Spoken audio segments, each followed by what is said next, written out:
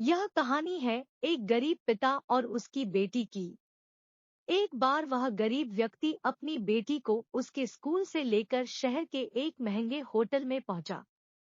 उस व्यक्ति ने फटे पुराने कपड़े पहने हुए थे और उसकी बेटी स्कूल की ड्रेस पहनी हुई थी।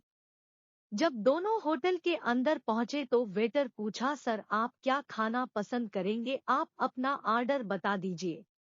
तब उस व्यक्ति ने कहा कि आप मेरे बेटी के लिए एक प्लेट पाव भाजी ले करके आ जाइए बस। वेटर ने कहा, सर आप कुछ नहीं लेंगे, आपके लिए भी कुछ लेकर आऊं।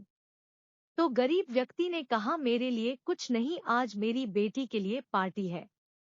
मैंने इससे वादा किया था कि अगर तुम इस जिले में 10th क्लास में टॉप करोगी तो तुम्हें मैं सबसे महंगे होटल में पार्टी दूंगा, तो आप सिर्फ बच्चे के लिए पाव भाजी ले आइए।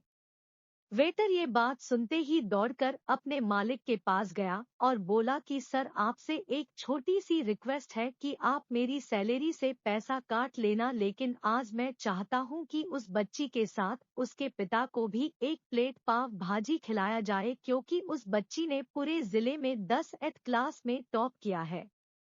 वह गरीब पिता है, ज्यादा पैसे नहीं होंगे, इसलिए कह रहा है सिर्फ बच्ची के लिए ले आओ। होटल के मालिक ने जब ये बात सुनी तो मुस्कुराते हुए बोला, तुम उसके पिता के लिए भी पाव भाजी लेकर जाओ, उसके लिए भी लेकर जाओ, पैसे मत लेना, 4 से 5 पाव भाजी पैक करवा कर ले जाओ और 2 से 3 किलो मिठाई भी लेकर जाओ और उनसे कहना ये पार्टी होटल की तरफ से है, आप ये मिठाई ले जाइए और जश्न मनाइए।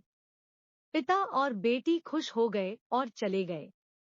कई साल बीत गए। उस गरीब पिता की लड़की अब यूपीएससी की तैयारी करके कलेक्टर बन चुकी थी और इत्तेफाक से उसी शहर में उसकी पोस्टिंग हुई थी। उस लड़की ने उस होटल में सूचना पहुंचा दी कि मैं उस होटल में लंच करने के लिए आ रही हूं।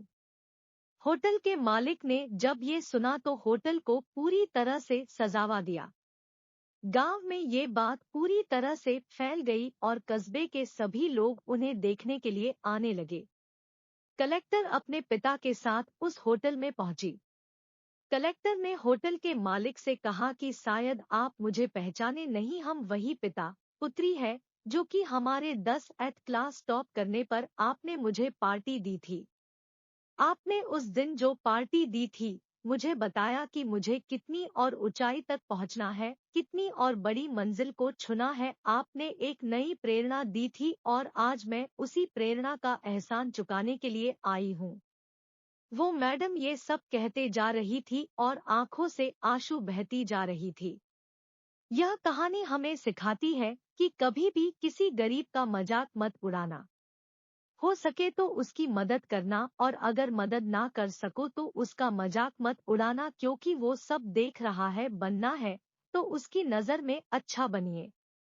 जहां भी रहिए कर दिखाइए कुछ ऐसा कि दुनिया करनी चाहे आपके जैसा।